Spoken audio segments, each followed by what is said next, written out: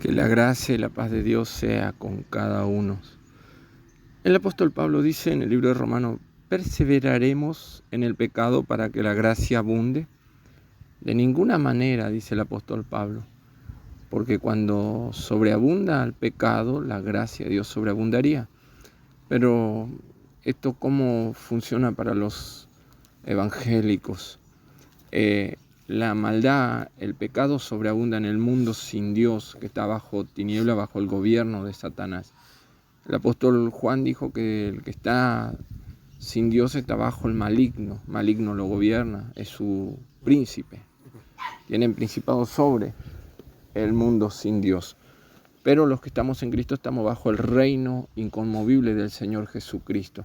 Entonces, ¿cómo funciona? El mundo peca y persevera y permanece en el pecado y se deleita en el pecado.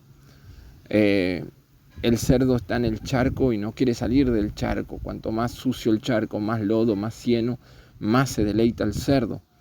Pero la oveja cae en el charco y va a luchar para salir de él, va a luchar. Y morirá luchando y no quedará en el charco. ¿Por qué? Porque no es del charco, no pertenece. Cayó accidentalmente, por error, por debilidad, por descuido, pero no va a quedarse ahí. Así es la vida del cristiano. El cristiano puede pecar por descuido, por debilidad, por error. Cuando un cristiano tiene una vida, una comunión con Dios y congrega y lee la Biblia y practica la palabra de Dios, no va a pecar. ¿Por qué? Porque el maligno no le puede tocar. Y el apóstol dice que debemos huir. Hay cosas que debemos huir. Otra vez debemos resistir firme y otra vez huir. Pero si pecamos, ¿qué haremos? El apóstol Juan dice así que a los que pecan tenemos abogado para con Dios el Padre. Pero para aquellos que pecan y se arrepienten y se duelen y se vuelven a Dios, abogado tenemos para con nosotros, para Jesucristo, junto a Dios. Ese es el que aboga, intercede, defiende nuestra causa cuando nos arrepentimos. Pero Juan también dice que hay pecados que llevan a la muerte, o pecados de muerte en alguna traducción, que llevan a la muerte, producen muerte. Cuando nosotros pecamos, no es que haya pecado más grande o más pequeño. Toda falta de amor es pecado. Si usted tiene rencor, resentimiento y no se desliga de eso, es pecado, le lleva a la muerte.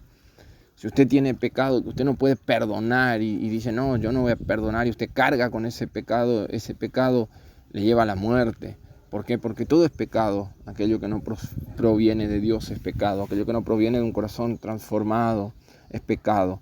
Si usted no tiene amor, usted no ama al hermano que ve, usted es un homicida, está en pecado, y el homicida va a juicio y va al condenado, a la cárcel. Y en otros países a la silla eléctrica. Es reo de muerte. ¿Por qué? Porque es pecado.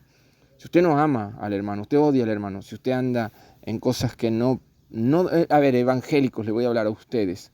Si ustedes no trabajan para la unidad, para el compañerismo, ustedes no trabajan para el crecimiento de la obra del Señor, entonces usted está en pecado, porque Jesús dijo que hay mucha gente que con la religión, con el legalismo, con el odio, con la postura soberbia, egoísta, se pone en la puerta, no entra y no permite otro entrar. Usted no permite que entren los que necesitan de Dios, los hambrientos de Dios. No permite que entren los que sufren, los que lloran, los que quieren, porque usted está en la puerta. Entonces eso es pecado y eso le lleva a la muerte. El no amar, el no perdonar, el no renunciar a los malos hábitos, es pecado. El decir, mira, yo soy así, yo no voy a cambiar, a mí nadie me va a cambiar, a mí ¿quién me va a juzgar? Señores, yo te puedo juzgar. No soy Dios, claro que no, pero la Biblia me avala, me autoriza, que por sus frutos los conoceréis. Y yo te conozco, si te conozco, conozco tu andar, conozco tu obrar, conozco tu fruto, conozco tu proceder, conozco que sos de doble ánimo. ¿Cómo no te puedo juzgar? Te tengo que juzgar en lo que yo veo. Ahora, ¿te puedo condenar? No, porque si tú te arrepientes, alcanzas misericordia. Si dejas el doble ánimo, si dejas el resentimiento, si dejas la culpa, si trabajas para la unidad, para el amor, si amas más, si perdonas, si vives en comunión, si lees la Biblia, si le crees a Dios, si dejas los malos hábitos, dejas los pecados ocultos y renuncias, no practicas el pecado, no te deleitas en el pecado, eres una oveja, no te revuelcas en el lodo, entonces hay perdón, porque no hay pecado capital o no capital, no hay pecado grande o pequeño. Falta de amor es pecado, falta de fe es pecado, andar con miedo, con temores que aleja de Dios es pecado, desconfiar de que Dios no está en el control de todas las cosas, dudar es pecado. Entonces, todo lo que no procede, no proviene de fe y de oración y de confianza en Dios es pecado. El aislarse de los hermanos, no congregar, no trabajar en eso en nuestra vida, eso es pecado. Entonces todos esos pecados, si perseveramos, por eso dice el apóstol Pablo, perseveraremos en el pecado para que la gracia abunde. De ninguna manera, de ninguna manera. ¿Por qué? Porque ahí estamos tomando por inmundo y pisoteando la sangre de Cristo. Si amamos los placeres, si amamos más los deleites, si vivimos en este mundo revolcándonos en los deseos del mundo, claro que sí, que eso lleva a la muerte. Pero si pecamos por error, por debilidad, por no guardar la palabra de Dios, por no huir, por no resistir, si pecamos, si cedimos, entonces nos humillamos, nos volvemos a Dios y tenemos abogado para con Dios el Padre. Y no permitamos, si nos arrepentimos, no permitamos que el acusador acuse, porque él te va a servir todo el plato bien hermoso, calentito, y vos vas a pecar, y luego después él te va a querer acusar, el que va a querer trabajar en la mente. Entonces ponete en Cristo, ponete bajo la cobertura del perdón, de la gracia, y volvete a Dios, humillate y corre a los pies de Cristo, sus brazos amorosos, y viví novedad de vida. Y el acusador te acusa, tenés que decirle, si es verdad, pequé, fallé, pero el amor, la gracia de Dios es más grande, Él me perdonó y no volveré a pecar porque temo a Dios. No me quedaré en el lodo, no me revolcaré en el lodo, en la culpa, en la justificación, en el engaño, sino que me vuelvo a Dios. Por eso, mis estimados, amados hermanos, perseveraremos en el pecado para que la gracia abunde de ninguna manera.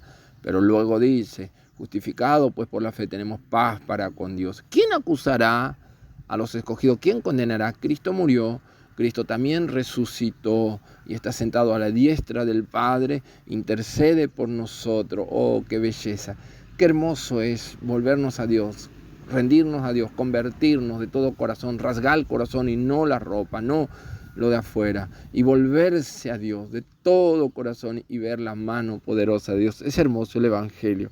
Ay, adoro a Dios porque Dios es grande, Dios es bueno en todo tiempo.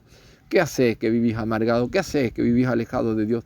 ¿Qué haces que vivís con culpa? ¿Qué haces que te sentís con complejo de inferioridad? ¿Qué haces que te sentís sin perdón, sin amor, que no te aman? Basta ya. Él nos ama tanto porque mira cuán amor nos ha dado el Padre. Él nos cuida, Él nos protege. Él es nuestro Padre, es nuestro Señor. Y la iglesia, el cuerpo de Cristo, es nuestra familia. La iglesia, el cuerpo de Cristo, es nuestra madre, nuestro padre, nuestros hermanos. Y nosotros vivimos en comunión. Si Cristo está con nosotros, nosotros vivimos en comunión uno con los otros y amamos. El que no ama a su hermano es el maligno, es homicida y no tiene al Padre ni al Hijo y se va al infierno. Qué terrible, ¿no, mis señores? Es bravo el Evangelio. Pero qué lindo es cuando nosotros nos metemos a Cristo, amamos a Cristo, amamos la iglesia, amamos a los hermanos y vivimos en novedad de vida. Te bendigo. Que esta palabra hoy pueda producir en tu corazón paz, gozo, alegría, fe, fortaleza, y que puedas reconocerte, que puedas convertirte, que puedas confesar tu falta, y el que confiesa y se aparta alcanza, no te quedes sin alcanzar, alcanza misericordia, alcanza perdón y alcanza restauración.